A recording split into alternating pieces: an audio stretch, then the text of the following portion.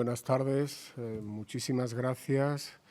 Quería, en primer lugar, saludar de forma presencial y virtual a los que se encuentran esta tarde aquí y a los que nos verán a través de la grabación online. Realmente estamos viviendo unos tiempos sumamente extraños y no quiero dejar pasar por alto la posibilidad de reconocer la importancia que tiene mantener actividades programadas como esta. Muchísimas gracias al museo y a todos ustedes por mantener viva la esperanza de que todo esto va a terminar y que va a terminar de manos de la cultura. Para mí es un verdadero honor volver a hablar en el Museo del Prado, participar en este ciclo de conferencias. Querría agradecer a Javier Portús, a los amigos del Museo del Prado, a Nuria de Miguel, a Pilar Carderera, a Susana Maraval y muy especiales agradecimientos también al equipo técnico que ha hecho posible la presentación, superando mi incapacidad técnica para todas las cuestiones telemáticas. Bien. La corte regia en tiempos de los Austrias hispanos era una realidad múltiple en la que se asociaban o superponían hasta 3 dimensiones distintas. Para empezar, corte era el lugar en el que se encontraba no solo la persona del monarca, sino el sello real de Castilla. En segundo lugar, corte era el conjunto de criados, oficiales o ministros de condición diversa que se empleaban tanto en el servicio palatino de las diferentes casas reales existentes como en las materias de despacho y gobierno de la monarquía. Por último, corte era también la comunidad ideal en la que militaban los cortesanos, identificados por su privilegiado origen egregio y que compartían entre sí prácticas de distinción con las que en el fondo pretendían reservarse en exclusividad la proximidad a las personas reales. Luchaban entre sí en una lucha de facciones por acercarse a las personas reales, bien fuera el rey, la reina o los príncipes. Como se sabe, Madrid, lugar de la corte, se convirtió en residencia de Diego Velázquez desde su asentamiento en la villa en 1623. De la segunda corte, la de los empleos, pasó a formar parte muy pronto, pues fue nombrado pintor de cámara en 1623, ujier de cámara en 1627, ayuda de guardarropa en 1636, ayuda de cámara en 1643, superintendente de obras reales ya en 1648 y aposentador mayor en 1652. El acceso a la tercera corte, la egregia, fue paulatino y alcanzó su cénit con el definitivo despacho de caballero de la Orden Militar de Santiago en 1659. Como ha mostrado Karin Elbig, el proceso de conversión de Diego Velázquez de pintor a noble caballero puede ser seguido a través de los cambios en la tratadística artística del periodo, llena de las resonancias de la polémica en torno a la condición mecánica o liberal de la pintura. De hecho, como todos saben, la propia habilitación de Caballero de Santiago de Velázquez es un capítulo esencial en esta polémica. Aquí tienen el famoso autorretrato de Velázquez en Las Meninas con la cruz de la Orden de Caballero. El cuadro se pinta en 1656, posteriormente se le añade esta cruz de Santiago. Es bien sabido que la concesión de un hábito de caballero, lo que condujo a Velázquez a la condición nobiliaria, es bien sabido, como digo, que la concesión de uno de estos hábitos en la España de los Austrias llevaba aparejada la apertura de un procedimiento informativo que buscaba garantizar la condición hidalga del pretendiente. Para ello, la ascendencia materna y paterna de un aspirante era sometida a un escrutinio que, aunque no siempre transparente, exigía la realización de informaciones particulares mediante el concurso de testigos para constatar que el nuevo caballero y sus antepasados eran reputados, al menos, de tener fama de hidalguía o nobleza. Las pruebas para el hábito santiaguista de Diego de Silva Velázquez se desarrollaron a lo largo del bienio 1658 y 1659 y el procedimiento, siempre algo arduo, se complicó aún más por las dificultades que desde el 1 de diciembre de 1640 la secesión de Portugal suponía para las averiguaciones de la naturaleza de María Rodríguez y Diego Rodríguez de Silva, los abuelos paternos del pintor originarios de Oporto. Para intentar solventar este inconveniente, se dispuso que se recabasen testimonios probatorios tanto en lugares cercanos a la raya portuguesa de Galicia, Berín, Monterrey, Pazos, Vigo y Tui, tanto en Galicia como en Madrid, por entonces ampliamente frecuentada por títulos y caballeros lusitanos que habían mantenido su fidelidad a la monarquía de Felipe IV y solían reunirse en la Hermandad de Santo Antonio de los Portugueses, más tarde de los alemanes. Pese a no haber sido estudiados con la amplitud que merecen, no dejaron de ser frecuentes los contactos de Velázquez con la parte portuguesa de la corte. Además de encontrar su memoria en el servicio palatino de las Meninas, que cabe remontar, como saben, a lo establecido por una merced de Felipe II en las Cortes portuguesas de Tomar de 1581, la gracia 19 sobre el servicio a las reinas de señoras principales y damas, aparte de la ascendencia portuguesa en el servicio de Meninas y en el nombre, conviene recordar la financiación de las labores de edificación y decoración de la Casa del Buen Retiro con dinero procedente del beneficio de mercedes lusitanas, en especial en su ermita de San Antonio, cuyos avances constructivos pueden seguirse con relativo detalle en la contabilidad de Diego Soares, secretario del Consejo de Portugal. Por último, también fueron portugueses, además de algún retratado como Manuel de Moura, marqués de Castelo Rodrigo, Manuel de Gallegos o Manuel de Faría y Sousa, dos de los primeros poetas que entonaron elogios rendidos al arte de Velázquez, insistiendo respectivamente en su pintura divina y su hablar visible. Llegado el momento de realizar las pruebas santiaguistas de Velázquez en 1658, algunos de los más conspicuos miembros de la Hermandad Portuguesa de la Corte fueron llamados a atestiguar. En ese proceso figuran así los testimonios de don Jerónimo de Ataide, marqués de Colares, conde de Castañeira, don Pedro de Mascareñas, conde de Castelonovo, marqués de Montalbán, don Jerónimo de Mascareñas, obispo electo de Leiría, don Francisco de Meneses Villena, comendador de Proença Abella, don Gaspar Gómez de Abreu, caballero de Avís, y don Félix Machado de Castro e Silva, conde de Amares, marqués de Montebello. Todos los examinados encarecieron la nobleza del linaje de los Silva de Oporto y, en general, de los Silva de la región de Entredouro e Miño, señalando además que Velázquez vivía, se trataba, en la expresión de la época, con mucho lucimiento, sustentándose de los gajes de sus oficios palatinos de aposentador real y ayuda de cámara, pintando no para vender en tienda, sino solamente en palabras de don Francisco de Meneses Villena, comendador de Proença Abella, para el gusto de su majestad y su real palacio. Especial relevancia se puede atribuir en ese contexto al testimonio de Félix Machado de Castro e Silva, conde de Amares y marqués de Montebello en Italia. Además de ser el mismo miembro del extenso linaje de los Silva del norte de Portugal, era procedente de Entrehomen e Cábado, era un genealogista muy reputado y se trataba de hacer una genealogía, como recuerdo. Pero en el contexto particular de las probanzas de Velázquez, no cabe duda que nadie debió olvidar que este caballero titulado también era pintor. En un autorretrato extraordinario, lo tienen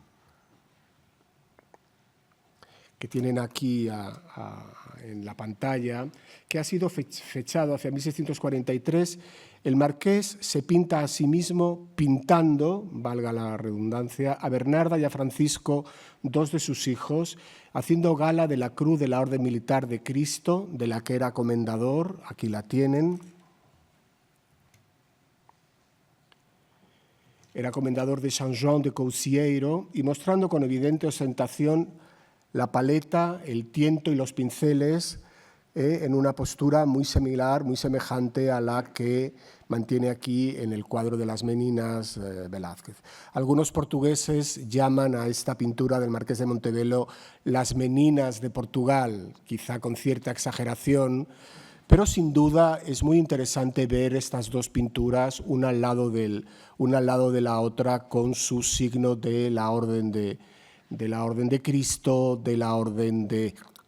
Santiago, los dos cuadros pintados en Madrid 1643-1656.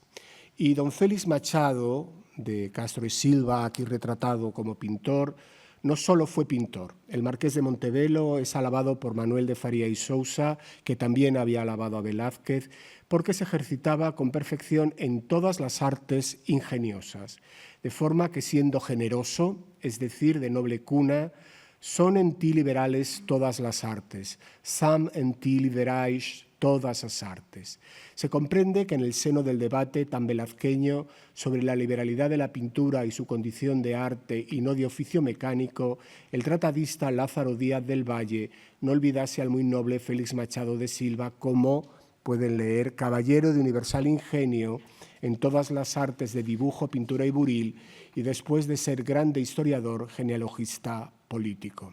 Sin duda, mucho más numerosos que los pintores ennoblecidos, los príncipes y nobles o damas de corte que tomaron los pinceles en sus manos a lo largo de los siglos XVI y XVII no fueron pocos. La pintura fue un ejercicio legítimo, aunque con ciertas condiciones. A este propósito, conviene recordar los problemas que Juan de Alfaro confiesa haber tenido para conciliar su perfil de pintor con su empleo de administrador de rentas reales. El propio Palomino recoge, y cito, que cuando venían a su casa, a la casa de Alfaro, a preguntar si vivía allí un pintor, respondían que no.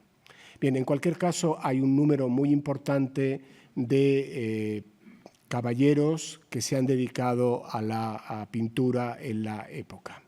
Igualmente, la pintura, su léxico y sus principios compositivos fueron convocados en la empresa siempre difícil de definir las realidades políticas de la época, por más alambicadas que éstas pudieran llegar a parecer.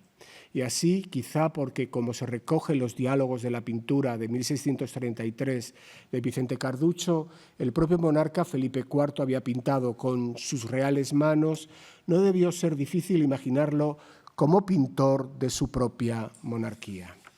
Esto es lo que hace José de Pellicer en su Alma de la Gloria de España, el epitalamio publicado en 1650 con motivo del segundo matrimonio del soberano con Mariana de Austria, exponiendo no solo que ser rey es un arte que exige dedicación continua, sino también que a reinar se aprende en las artes. En concreto, el cronista aragonés cita expresamente como escuela católica del arte de reinar la Galería de Reyes Aragoneses aneja al Gran Salón del Retiro,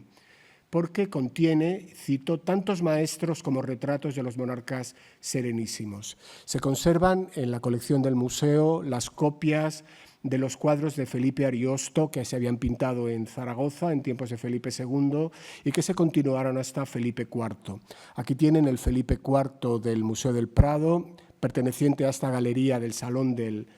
Buen Retiro, del jardín del Palacio del Buen Retiro, por un artista desconocido de la corte. El cuadro hoy se encuentra en Toledo y me permite recordar la importancia de esta galería con obras de categoría, de calidad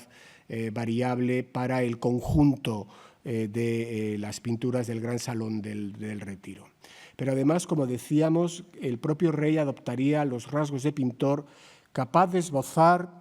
una gran pintura de España, como se señala aquí. Felipe IV, el único capaz de componer la gran pintura de España, a partir de la composición aérea de, cito a Pellicer, los lejos de los muchos territorios de su monarquía compuesta, jugando aquí con la distancia geográfica de una monarquía universal y el término pictórico propio del género de paisajes, este género de los lejos a la manera de Patinir, con ese degradado del fondo. Pellicer no solo dice que se aprende a ser rey viendo pintura, sino que el oficio de rey es un oficio de pintor, que es capaz de conciliar los lejos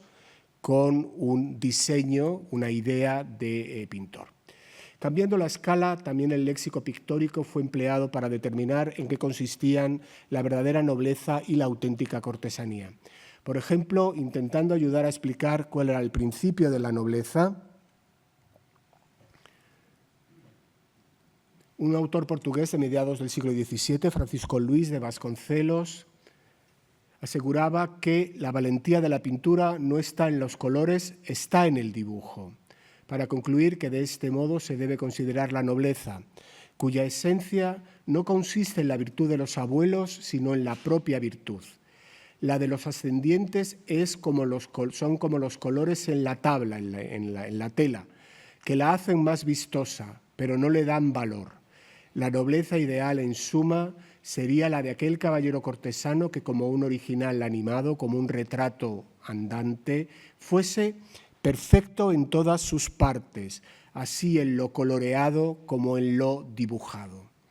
De otro lado, la comparación de la corte con lo pictórico era un tópico que cabe encontrar ya desde el siglo XVI, aunque ciertamente con menor profusión que los símiles teatrales tan abundantes en la época. Así, un corresponsal de Mateo Vázquez de Leca, todopoderoso secretario de Felipe II, le señalaba en 1587 que la corte era como las pinturas de Tiziano o del Greco, que está en Toledo, que vistas de lejos parecen lo que representan y miradas de cerca no son aquello, sino un borrón que hizo un golpe de un pincel dado con un poco de artificio para solo engañar la vista. Fin de la cita. En esta carta se pintan los peligros que acechan a los que se adentran en la corte de Madrid, donde hay, continúa la cita, poco reposo, muy malos pasos, insufrible trabajo, poquísimo alivio, los fines dudosos, los premios cortos e inciertos, la verdad y la razón arrinconadas, la mentira, la malicia y los embustes muy bien recibidos y bautizados con nombres de virtud, porque tenga libre el paso para entrar y salir donde, cuando y cómo quisieren. Y por tanto, la capacidad de la pintura para aparentar, fingir, mentir, en suma, es el fundamento sobre el que descansa la metáfora visual de la corte como una tela pintada. No obstante, esa misma vocación de las pinturas también abre la puerta a una pedagogía, la de aprender cómo son la corte y sus laberintos, que ayudará a tener presentes y a descubrir las artimañas y engaños de los cortesanos aduladores y falsos. Si en el citado testimonio de 1652 se proponía que el cortesano perfecto sería el que compusiera armoniosamente el colorido de la egregia condición heredada con el dibujo o diseño de sus actos particulares, entiéndase de sus prácticas, la cita de 1587 presenta a la corte como una mera apariencia pintada en la que triunfa cruelmente el artificio y el engaño. Ambos testimonios representan el haz y el envés de la cultura de corte de la alta edad moderna europea, que siempre se movió indecisa entre las categorías aristotélicas del fatum o hado, la genealogía que venía dada, y el ethos, las prácticas o ejercicios que convenía realizar. Pese a la existencia de una nutrida literatura doctrinal que alcanzó su cumbre de forma muy temprana en El cortesano de Baltasar de Castiglione, cuya primera edición impresa es de 1528, el saber de la corte se caracteriza por una sustancial fragilidad que lo lleva a estar en incesante revisión o, si se quiere, en fabricación continua. En el fondo, se fundamentaba en un doble ejercicio de representación individual y colectiva, en el que de un lado se fraguan lazos o signos que permiten a los cortesanos reconocerse entre sí y al mismo tiempo de otro lado identificar a quienes no lo son. Es cierto que la cortesanía siempre mantuvo una estrecha vinculación con la ascendencia nobiliaria, con el colorido, si me permiten utilizar el ejemplo portugués de 1650 que veíamos anteriormente. La ascendencia nobiliaria, el colorido como elemento definidor, pero son las prácticas, lo diseñado, lo que en último término sirve para expresar la identidad cortesana. Ser cortesano en el siglo de Velázquez no consistía solo en gozar de prosapia más o menos inmemorial, sino que también exigía el ejercicio continuado de usos y modos que revelasen la condición egregia propia de los caballeros y las damas de la corte. Domina en nuestro imaginario contemporáneo una forma algo prejuzgada de considerar la cultura de corte de la edad moderna como un mundo siempre dominado por el más férreo de los protocolos. Sin embargo, pese a la existencia de una etiqueta ceremonial bien, aunque no totalmente establecida, el saber de la corte estuvo presidido por un sesgo circunstancial, que exigía un aprendizaje dilatado que no cabía encontrar en los libros, ni siquiera en los tratados de corte, sino en la imitación de los que estaban en la reputación de cortesanos finos y de gusto. Así, como decía don Gómez Arias en 1658, la galantería, la máxima expresión de la corte, el galán, se aprende en conversaciones discretas y más que los libros enseña la observación. Con frecuencia, igualmente, parece lamentarse que los testimonios del vivir de la corte se encuentren desperdigados en un casi infinito número de anécdotas que cabría juzgar como más o menos divertidas, superficiales o incluso frívolas. Sin embargo, pese a su condición dispersa, de ese cúmulo de anécdotas viene a destilarse una teoría de corte en la que se enseñaba, aprendía a cómo moverse, qué decir, dónde estar, cuándo reír, cómo alegrarse, con quién hablar, y un largo etcétera de circunstancias entre las que también había lugar para saber cómo responder a una burla, al daño infligido y, en general, a la mala fortuna. Como recogió Bernardino Fernández de Velasco, duque de Frías y afortunado coleccionista de anécdotas de corte de los siglos XVI y XVII, comillas, un prudente experimentado figuraba las cortes a los cuartos llenos de humo, de donde el que entra sale con los ojos llenos de lágrimas. Este saber circunstancial de la corte abunda en situaciones relativas al complicado uso de los espacios palatinos, hasta convertirse en una auténtica teoría de los tiempos y de los lugares, cómo y cuándo moverse en ellos, en estos espacios, una teoría también de las emociones, cómo relacionarse en su escena. En esto los cortesanos se educan en el difícil arte doble de la prudencia y de la paciencia, virtudes nunca suficientemente encomiadas porque la una los preservará de la excesiva cólera y la otra de la desesperanza. En El amigo verdadero y leal, uno de los más hermosos tratados de corte del siglo XVII, el príncipe Albert de Ligne enseña que la prudencia de un cortesano se ha de conocer en que sepa moderar sus deseos y reglar sus esperanzas. Con prudencia y paciencia harán todo lo posible para ganarse y esperar gracias, mercedes, encomiendas, sucesiones y oficios, al tiempo que estas virtudes de corte les consolarán a la hora de recibir, como solía ser habitual, noticia de fracasos, caídas o desgracia, o al menos les ayudarán, y esta es una cuestión que siempre me ha parecido fabulosa de la literatura de corte del barroco, les ayudarán a no dejar ver cuánto les ha dolido la pérdida. El mejor lugar para el caballero sin duda es la corte y la cercanía del rey, pero cuando no lograse sus pretensiones y si tenía ocasión porque fuese primogénito o se lo permitiese su hacienda, podía llegar... Es un cortesano llamándonos. Podía llegar a retirarse de la corte, porque, sentencia Juan de Silva, no llevan otra ventaja a sus hermanos los que nacen primero, sino poder levantarse comenzado el juego si les dice mal. No obstante, en palabras de Ligne, esto de alejarse de la corte, el cortesano es también el que se aleja de la corte, no debía hacerse con mucha frecuencia, sin que lleguéis a imitar a unos caballeros campestres que tienen por tema de nunca ver la cara del rey si no es retratada. Es una mala política, porque más vale irle a ver a tiempos. Hay, por tanto, en la literatura y en la práctica de corte un espacio para el cortesano que abandona la corte o que la frecuenta poco. Circunstancia esta que acaso permite evocar la célebre Flema de Velázquez, convertido en artista que casi no pinta, lo hace muy lentamente o se demora viajando por Italia para disgusto del propio monarca Felipe IV.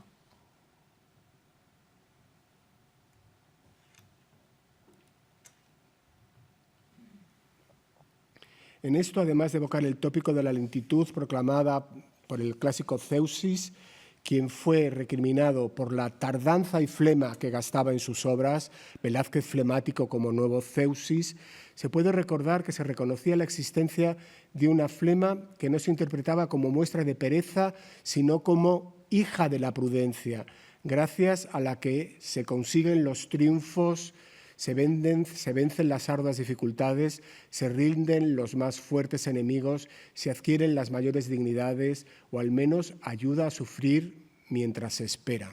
Tomo estas frases de un pequeño tratado de 1657 que habla de la flema de Pedro Hernández, el autor es Marcos García, donde se señala que la flema también es propia de los cortesanos. Además, las anécdotas de corte proclaman la absoluta eminencia de lo oral, expresada en un elogio de la conversación con otros caballeros y con damas, pero también con príncipes y con servidores propios o ajenos. Después de haber circulado oralmente, las anécdotas pasaron a adornar piezas de correspondencia o se plasmaron en colecciones manuscritas de dichos y hechos de corte o breves semblanzas de gente de palacio. Junto a la difusión impresa de una tratadística amplia en la que siempre domina el cortellano, un auténtico tight-seller editorial de la época, un superventas periódico, un vendedor por mareas, no por bestseller, sino por tight-seller, la transmisión principalmente manuscrita de estos testimonios hizo posible la imitación, uno de los esenciales principios rectores del ser cortesano y que hacía posible la identificación o el mutuo reconocimiento entre iguales. Aunque al mismo tiempo la imitación constituía también un peligro para los cortesanos, puesto que sus acciones y gestos podían ser copiados o remedados por falsarios recién llegados al privilegiado espacio de palacio.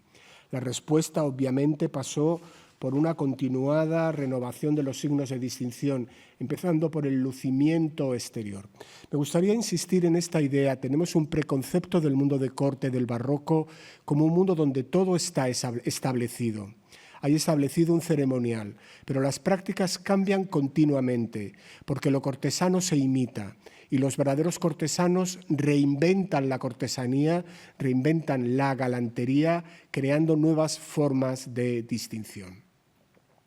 Fue el lucimiento una de las principales categorías que cabría elevar de ese saber circunstancial siempre en transformación. El antes citado Jerónimo de Ataíde, marqués de Colares, juzgaba entre los signos de la nobleza de Velázquez que al pretendiente siempre le ha conocido tratarse con mucho lucimiento, viviendo de sus haciendas y bienes y de los gajes de sus oficios, y que incluso antes de tener tales oficios reales, sabe, tenía esclavos y criados y sustentaba su casa con mucho lucimiento. En ese sentido, el sentido de este testimonio puede ser esclarecido gracias a unos avisos de palacio atribuidos a Luis de Abreu de Melo y en los que se explica que, lo tienen aquí, no consiste el lucimiento en las demasiadas galas, sino en el acierto y bien correspondido de ellas.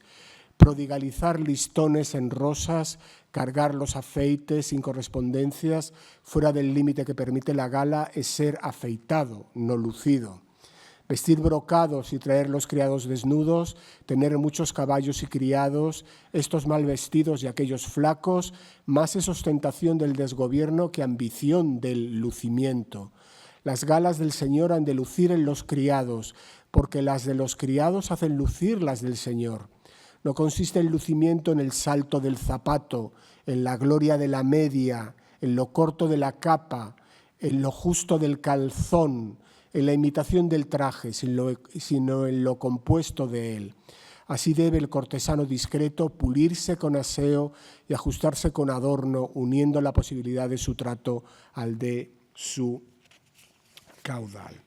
Como se ve, ser lucido o tratarse con lucimiento supone ocuparse de la propia presencia, en especial aquí de la vestimenta individual, pero también de la de los criados, encontrando una correspondencia elegante, añadiríamos hoy, con su caudal, es decir, con su hacienda, bienes y gajes. Como señalaba el marqués de Colares a propósito de Velázquez, y conviene ahora recordar su testimonio, al pretendiente siempre le he conocido tratarse con mucho lucimiento, viviendo de su hacienda y bienes y de los gajes de sus oficios. Incluso antes de tener tales oficios reales, sabe, tenía esclavos y criados y sustentaba su casa con mucho lucimiento.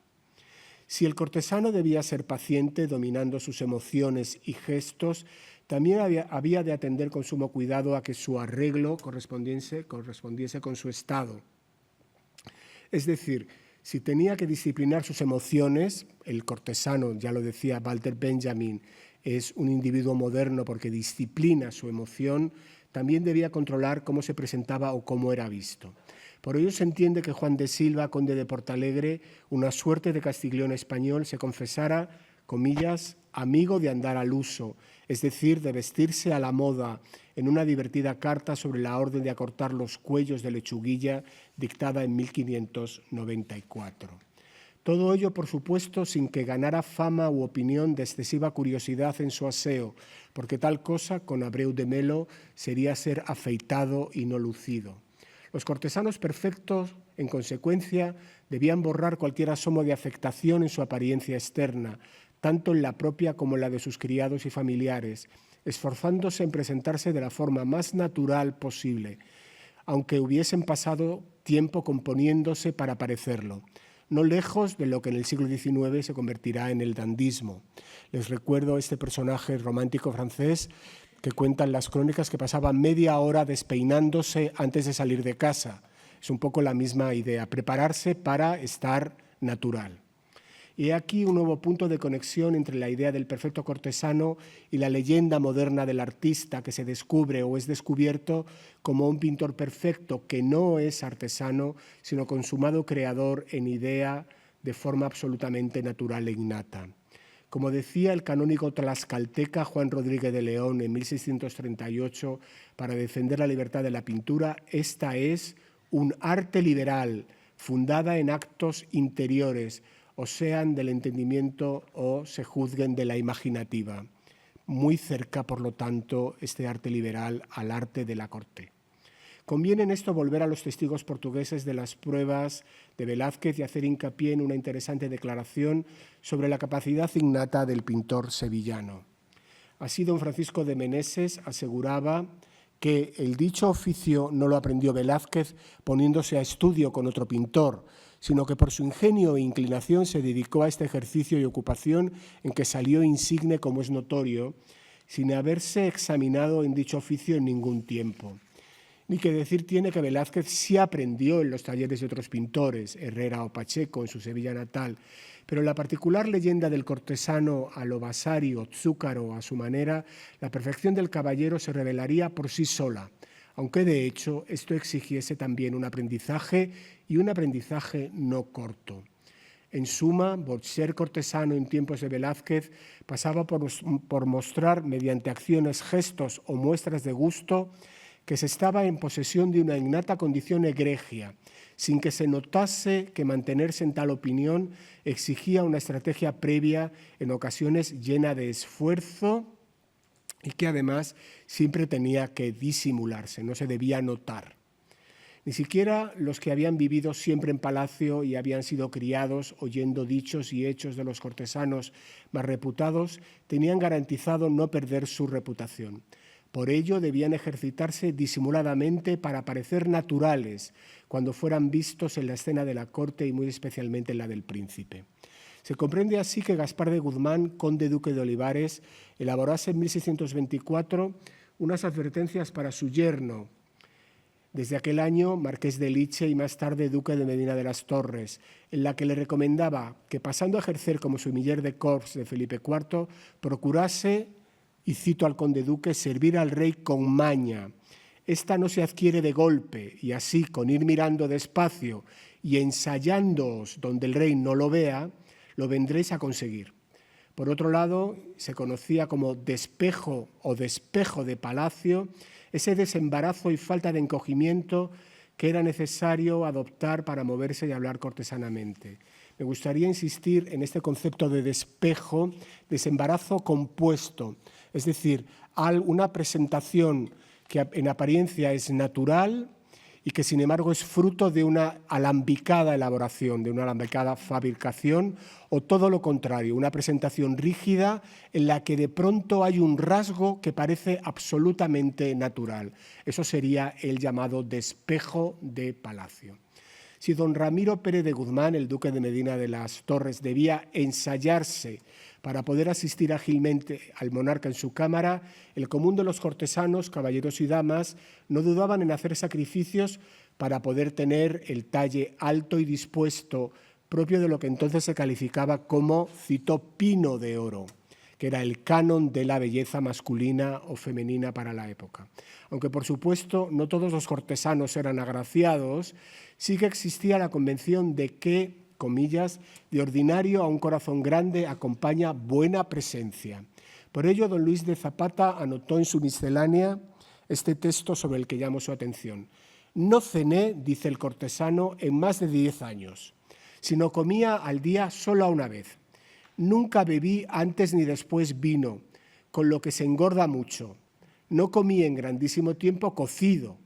Anduve algún tiempo vendado el cuerpo. Dormí algunas noches con grebas, es decir, medias metálicas, para enflaquecer las piernas. Vestía y calzaba tan justo que era menester descoserme las calzas a la noche para quitármelas, porque a la noche a todo hombre se le engruesan las piernas. Y cuando había sarao y danzar con las damas a la noche en palacio, porque la cama enflaquece las piernas, me acaeció muchas veces para las llevar delgadas estarme en la cama todo el día, con lo que al fin salí, gracias a Dios, con mi intento. Como ven, esta presentación cortesana, el modelo de los retratos, por ejemplo, el que hay en el museo de Jacobo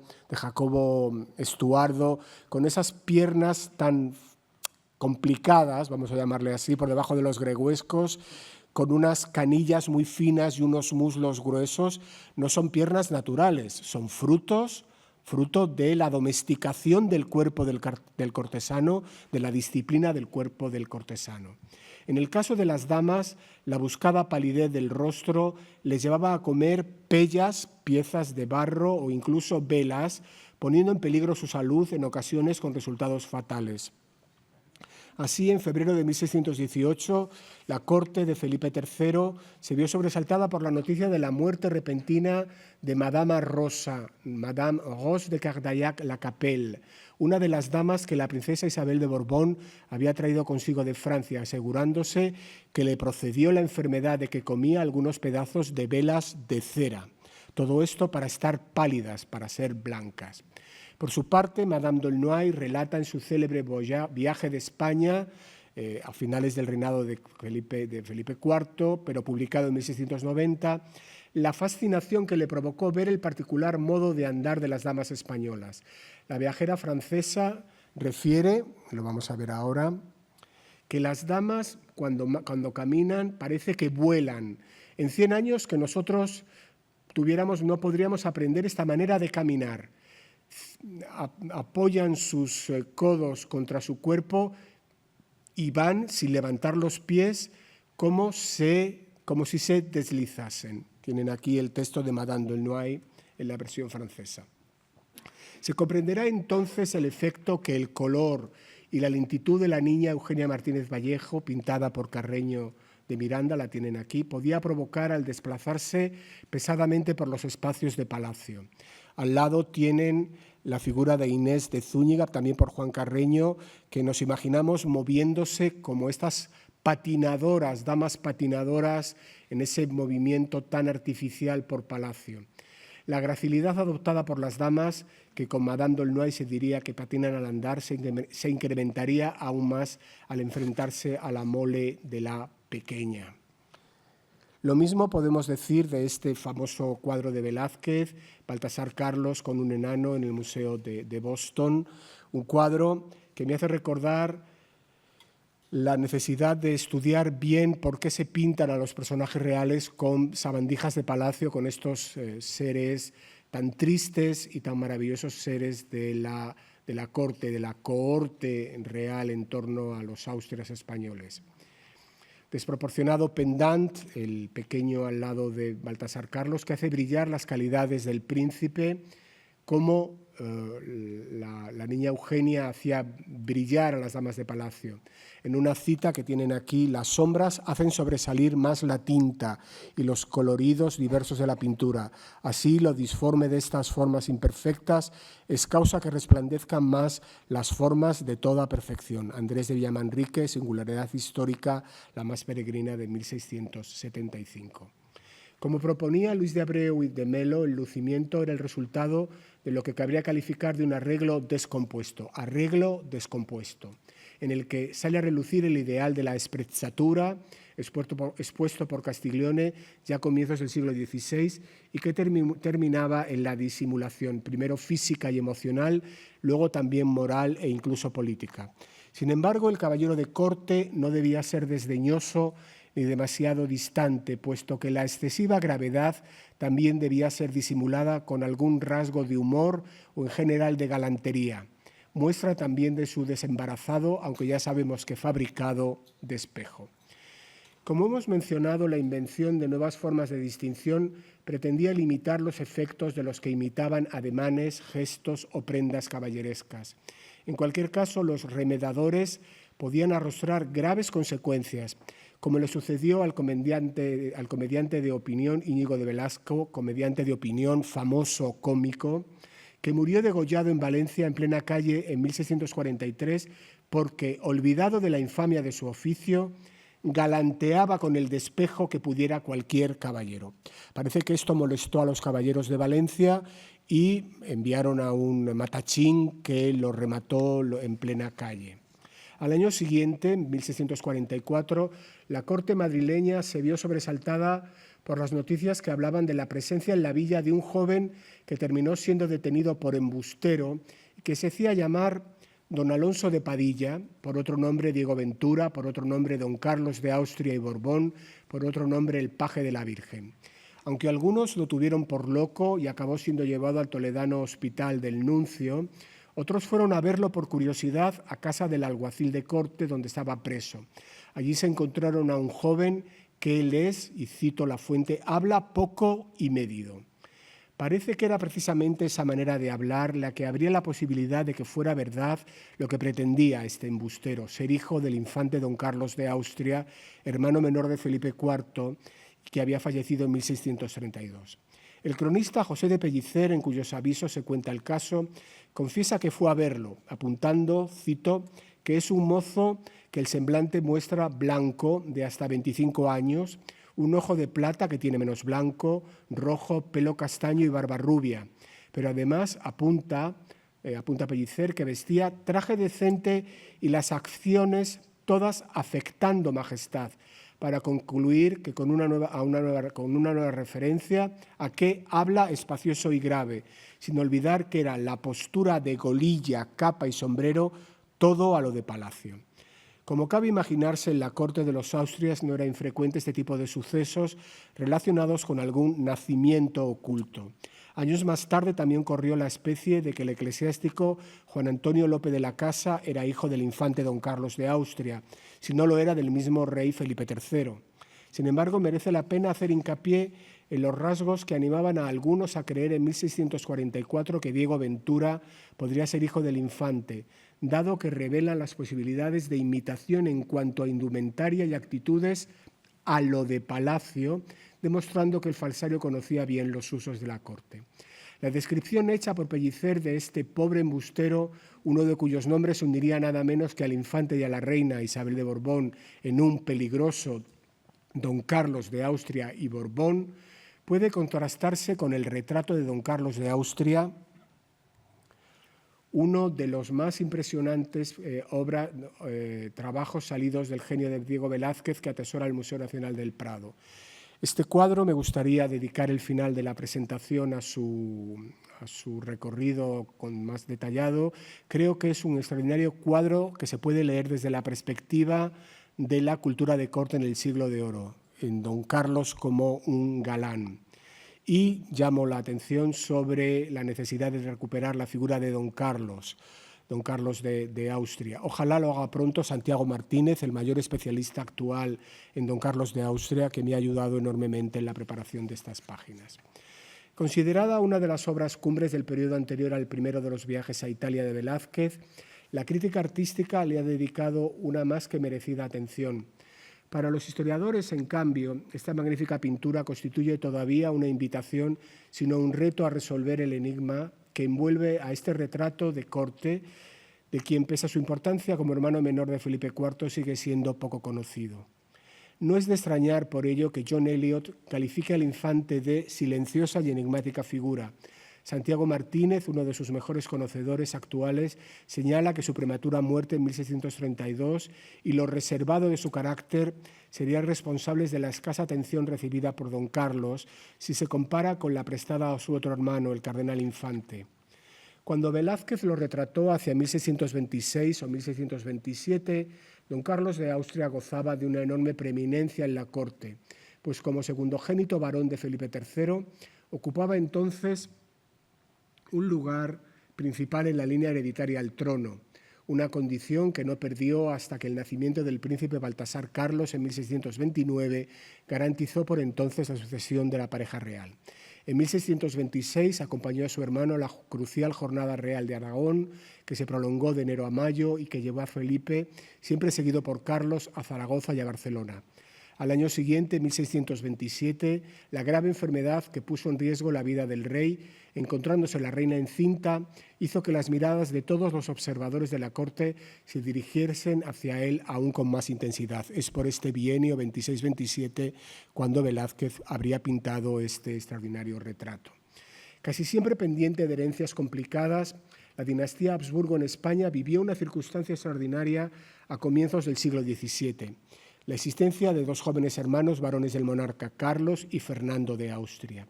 Destinado a la carrera eclesiástica al cardenal Infante, quedaba por resolver qué se haría con don Carlos, ya que su condición de posible heredero al trono no hacía recomendable su matrimonio, ni tampoco su destino a algún virreinato de los llamados de sangre, como el de Portugal, que se barajó en varias ocasiones. De hecho, el Infante fue un auténtico quebradero de cabeza para el conde duque de Olivares, llegando a reunir en su entorno a miembros de la aristocracia que mostraban su oposición al valimiento de Gaspar de Guzmán.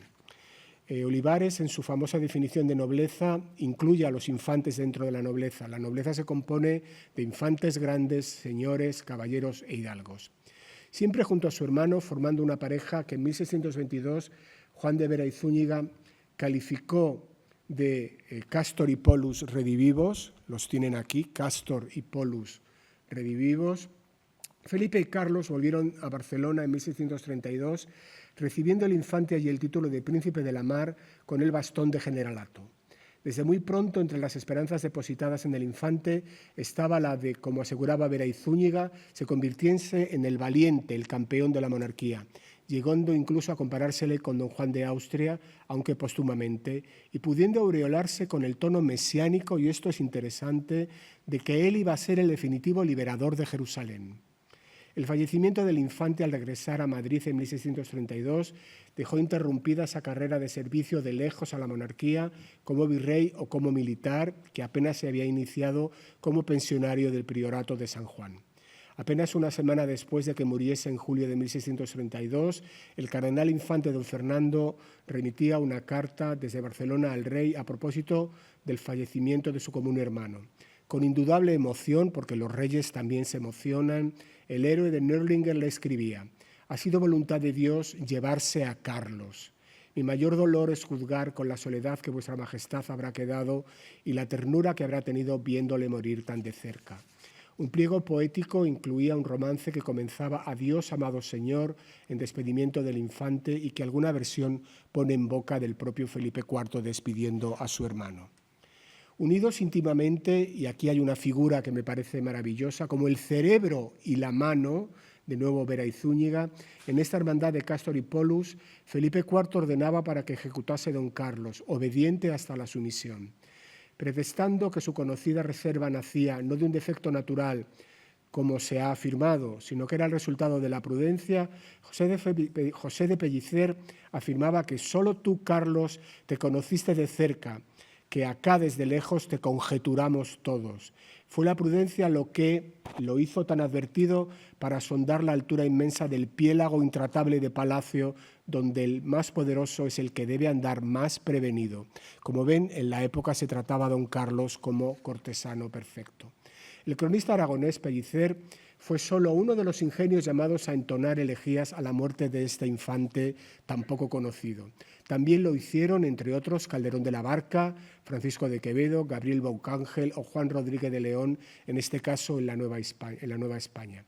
De esta literatura panegírica se decanta un perfil idealizado del infante en el que se conjugan las virtudes morales con su apostura y gallardía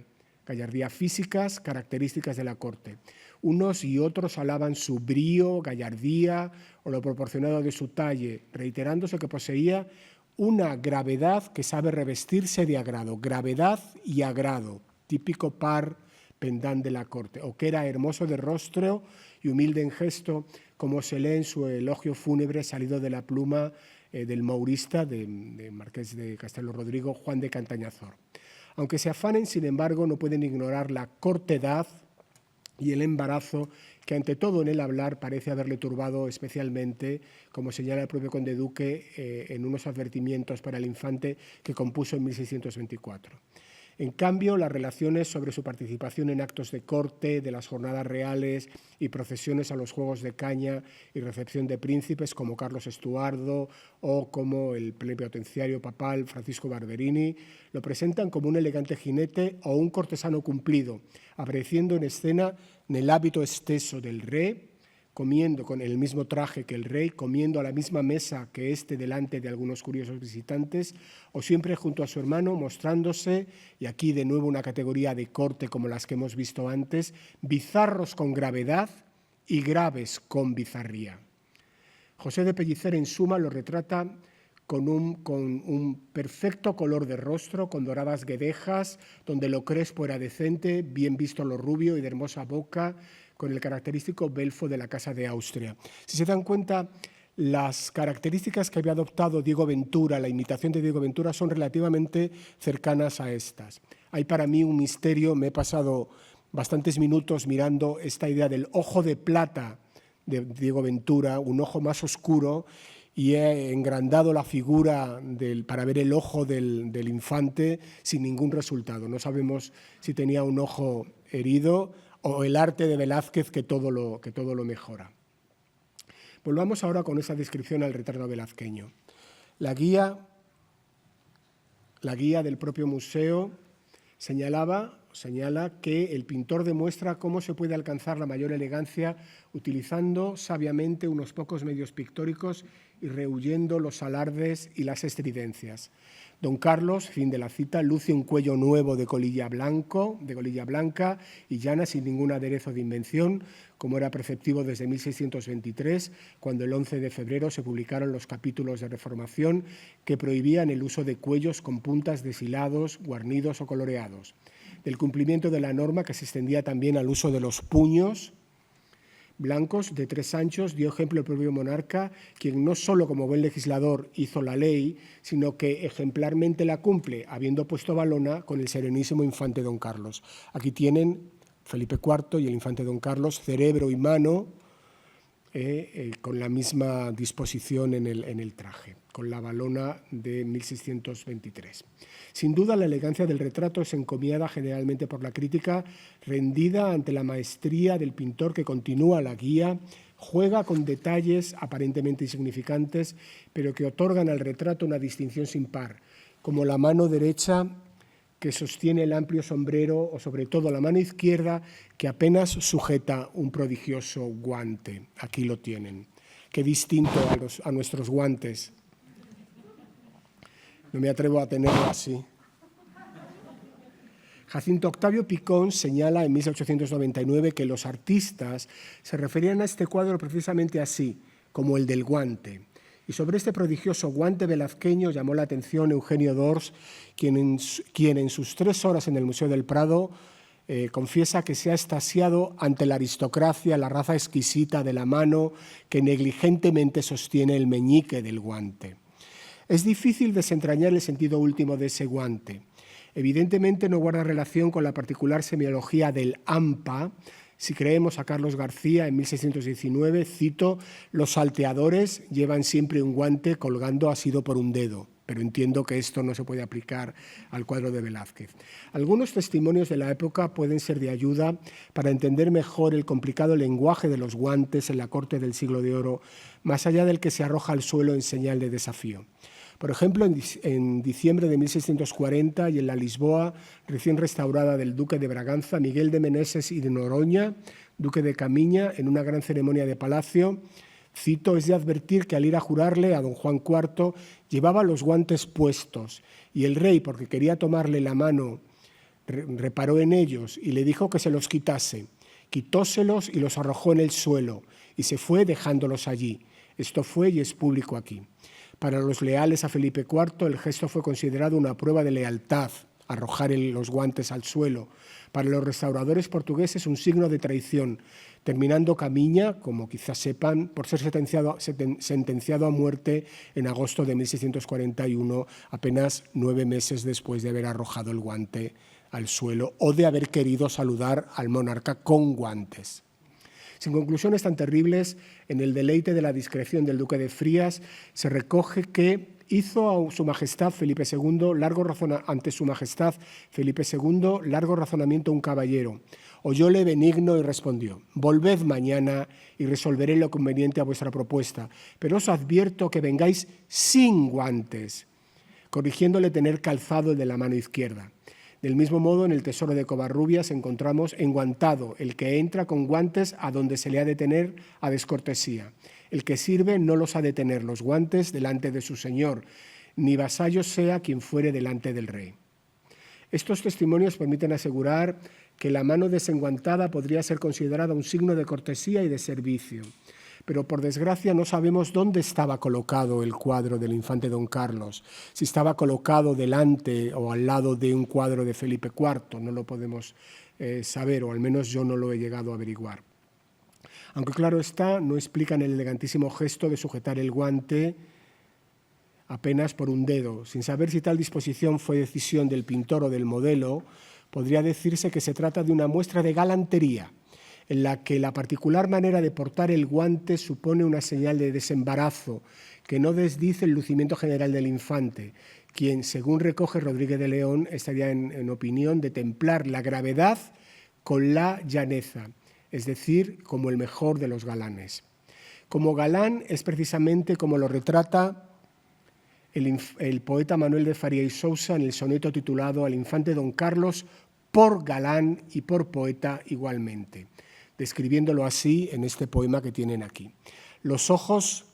veces mil han estudiado, viendo en Carlos y Apolo el mismo aspecto, ¿cuál de los dos, Apolo más perfecto, debía propiamente ser llamado? Y agora los oídos han dudado en canto de los dos de igual efecto, ¿cuál de ellos del más métrico sujeto debe con más razón ser invocado? Embarazados, pues, los dos sentidos, sean de tanto príncipe despojos como entre sí de envidia combatidos. Pues su dulce voz, sus rayos rojos, si sale ver pretenden los oídos, y si canta escuchar quieren los ojos.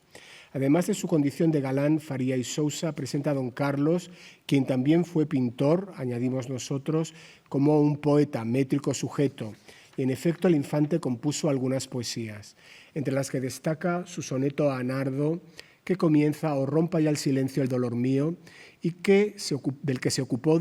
Baltasar Gracián, ensalzando el mayor ingenio y la grata memoria del infante en su agudeza y arte del ingenio. Pero volvamos un minuto al guante. En este guante de galán, un brillo de bizarría en una presencia buscadamente grave, se expresa buena parte de la cultura de corte en tiempos de Velázquez. Entre la espresatura, el lucimiento, la gala y el despejo. Un gesto que completa con su desembarazo la imagen ordenada al uso de la pragmática de los cuellos de la Reformación de 1623. La elegantísima disposición del infante pasó a ser imitada en varios retratos. Del de María de Hungría, que tienen aquí abajo, o el de Gaspar de Velasco por Domingo de Carrión en el centro, o el del príncipe Baltasar Carlos por Juan Bautista Martínez del Mazo, todos ellos con guantes, sin olvidar este cuadro extraordinario del Museo del Prado, depositado en el Museo de América, de María Luisa de Toledo y Carreto, hija del virrey Marqués de Mancera, en un cuadro atribuido a Antonio Rodríguez Beltrán, ya una creación novohispana. Está al lado de una mujer chichimeca tatuada, que nos recuerda, por un lado, también al cuadro de Isabel Clara Eugenia y Magdalena Ruiz, que está en el museo, con la mano encima, la indígena viste sus ropas locales y muestra su cara tatuada, y la otra mano lleva también el guante como María de Hungría y como el príncipe Don Carlos. El modelo velazqueño, que tiene aquí extraordinaria fortuna, como ven, se convierte así en un medio, y esto me parece importante, me gustaría explicarlo, que hace la corte, porque lo que se imita es el cuadro de Velázquez. Permite imitar los gestos y los ademanes de la corte. El genio de Velázquez, en suma, detuvo el guante en el aire y con él la esencia de la corte de los Austrias en su mayor esplendor, lo que puede el arte. El arte puede hacer a los cortesanos. Pocos artistas han ilustrado de manera tan señera la vida de corte en la España de los Austrias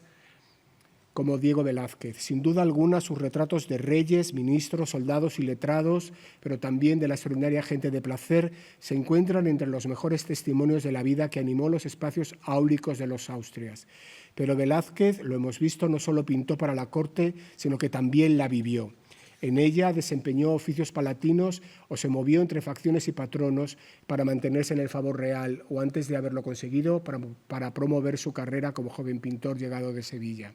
Por ello, parecía conveniente acercarse a su vida y a su obra desde el particular punto de vista de los estudios sobre la cultura de corte barroca. Frente al estereotipo que insiste en una supuesta rigidez inamovible, ser cortesano era entonces una experiencia cambiante en la que ciertas prácticas de gusto, reinventadas de continuo, servían para mostrar una condición distinguida por propia naturaleza. El llamado ethos cortesano se renovaba periódicamente al acomodarse a modas nuevas, al tiempo que pretendía mantenerse fiel a sus principios de flemática prudencia, paciencia y disimulación.